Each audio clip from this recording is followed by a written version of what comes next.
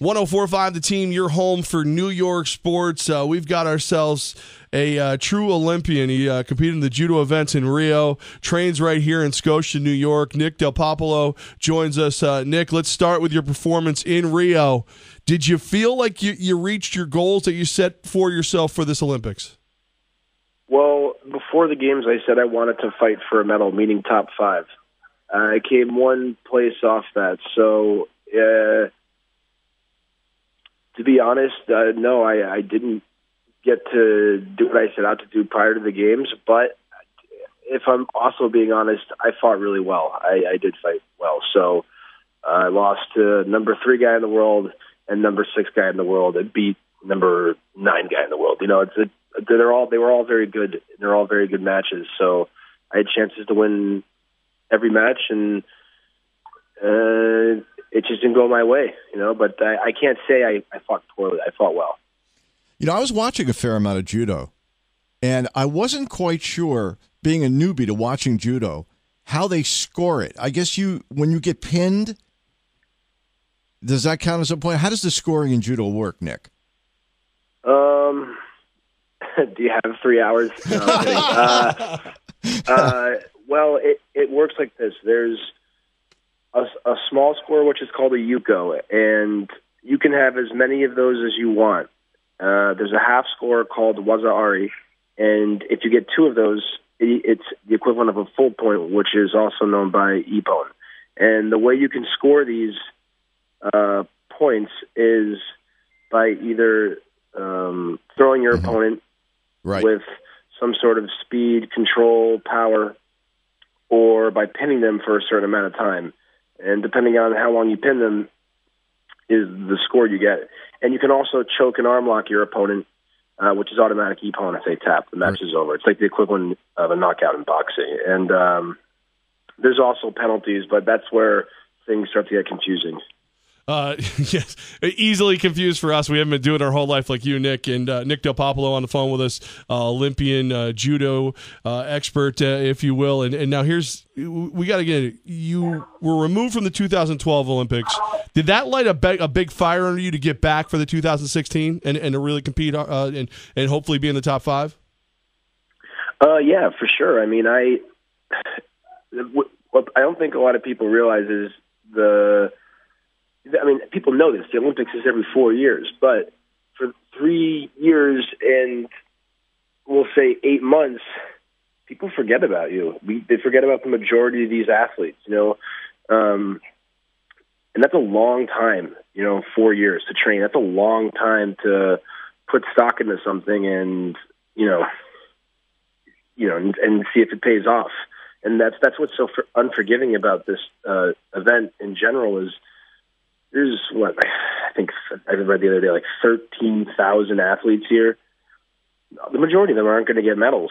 So, that's really unforgiving. And, you need some sort of inspiration or motivation to want to continue to do this every 4 years because, like I said, it's a 4-year investment. So when I got sent home in 2012 in London, I said that can't be the last thing I leave in judo. I have to at least go 4 more years and see if I can't compete for an Olympic medal. So we're going to see you. We're going to see you in Tokyo, or are we?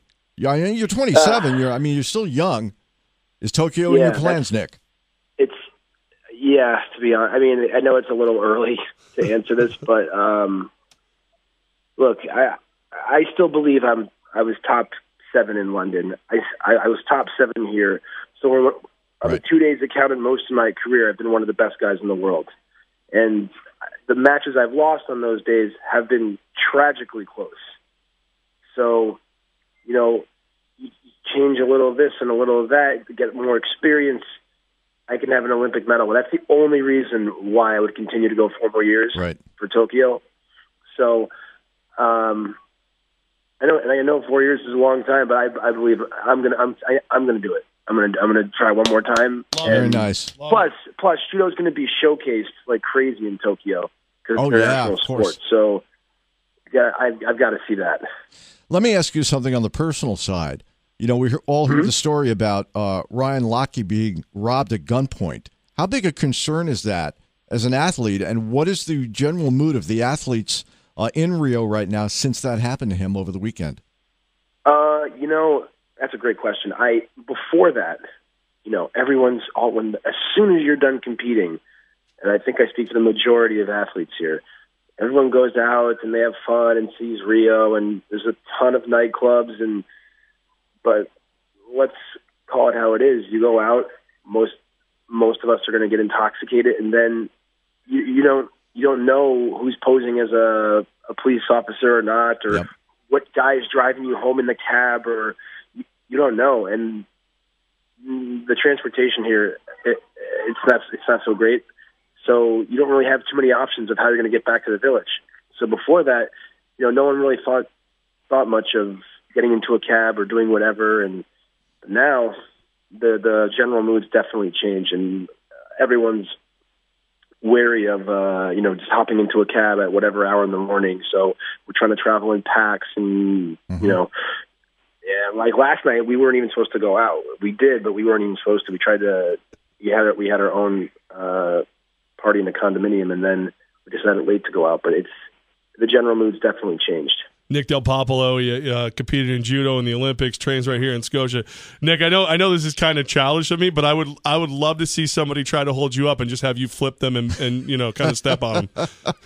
I'd like to say that I could do that, but no judo throw can defend you from a weapon. So I can't say I've ever had to do that, and I hope I never have to do that. So, but that would be pretty funny. Some guy trying to hold me up and give him a good uchimata. It's my favorite technique, my favorite throw. So that'd be nice. I'm going to say that even though I don't know what it means. I'm going to uchimaka you, man. Oh yeah, you're going to get uchimaka. Like, for reference, it's like Ronda Rousey. Yeah, she always throws those girls. It's something similar to that. It's like almost like a head and arm in wrestling, like a headlock or something similar to that. I wouldn't be surprised if some of the other athletes, want to take you out with them. Yeah, right. Just so that because of you being I assume you're a black belt, right? How does the judo belts work?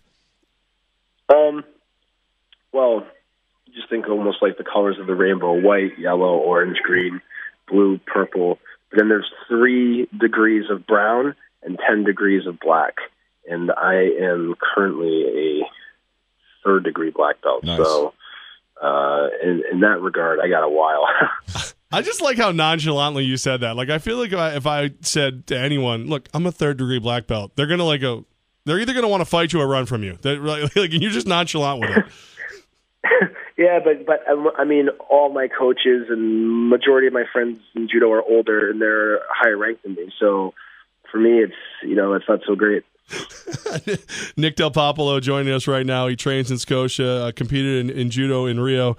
Nick, a lot of people that you see in fight sports move on to mixed martial arts. Do you have any aspiration to become a mixed martial artist? My dad will kill me if I say this. Yeah, I mean, absolutely. The problem is you can't do both. You can't pursue both. I can't pursue this Olympic dream, and I can't pursue MMA at the same time. So, don't get me wrong. I'd like to try my hand at USC, and I still didn't accomplish what I set out to on the judo side of things. But this next quadrennial leading into Tokyo, I'm going to start training jiu-jitsu and cross-training with Muay Thai and try different things in order to improve my judo, but also, if need be, right after Tokyo, make the transition to MMA. Nick Delpopolo joining us right now. Nick, you brought a little honor to the Capital Region. I love how earnest you are. I love how open you are, and I wish you best of luck, whether it be in Tokyo or the Octagon. Thanks a lot. I appreciate it, guys. I appreciate the opportunity too. Well, whenever you want to come on and talk about, hikimachi, whatever that you could do to me that I couldn't do to you, you just call us up. I will. I definitely will. All right, Nick. Thanks a lot, man. Thanks, Nick. All right, no problem. Later, guys.